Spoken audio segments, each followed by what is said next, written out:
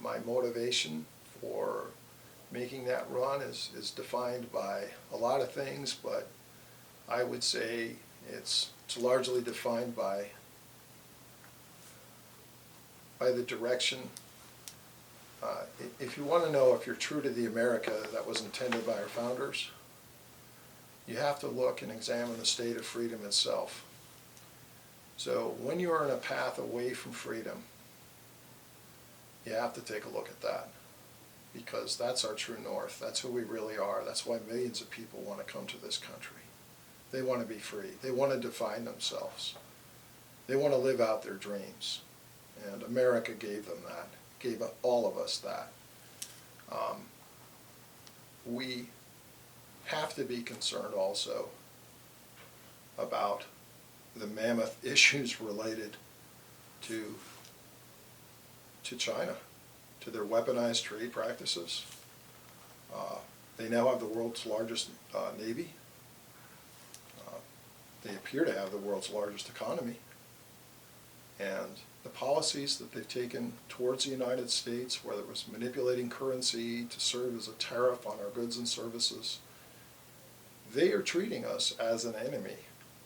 Maybe not with bombs and missiles, but in policy and practice, they are treating us as an enemy.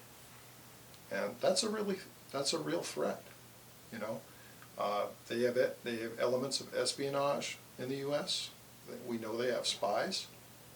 We know they've stolen our technology, our trade secrets. The Aegis cruiser technology, very sophisticated, has been stolen by them.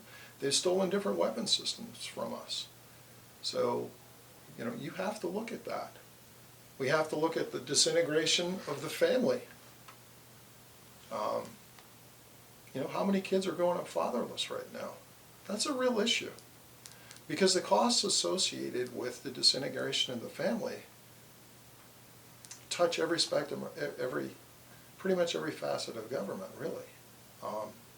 Our welfare policies punish two-parent families. You know, if somebody tries to get off of welfare, don't pull the rug out from underneath them. Don't pull the rug out from underneath single moms who want to get out of poverty. Don't do that to them. Middle-class tax cuts. Right now we talked about this. We talked about the middle-class struggle to pay for health care, to pay for child care, to pay the taxes that they pay with the inflation. You know, there is really no free lunch, because the free lunch people think they're getting is going to result in inflation later on, which is a tax increase on us all, particularly the middle class. So the government policy towards the middle class has to change. And as I said before, I'm very concerned about big tech control of the content on Google, over censoring free speech on Twitter or Facebook. Those are real issues, because if you can control the content, you can control the thoughts of the people that go to your sites. You know, right now I think 90% of internet searches are conducted on Google. I can go from one website to another, from Google to DuckDuckGo, do the same search, and get vastly different results. So you want to be sure that people are getting the benefit of all the information, not just an algorithm's definition of the information.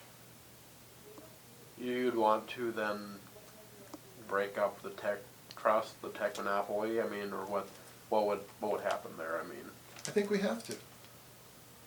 I think we have to reintroduce competition to it, because we have 2 or 3 people wielding enormous power over media content.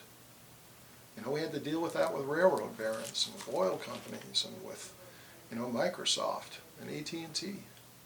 When companies get too big, then there's no competition, which means the people that buy those goods and services don't have a voice any longer. They don't have the power of choice that defines cost and quality.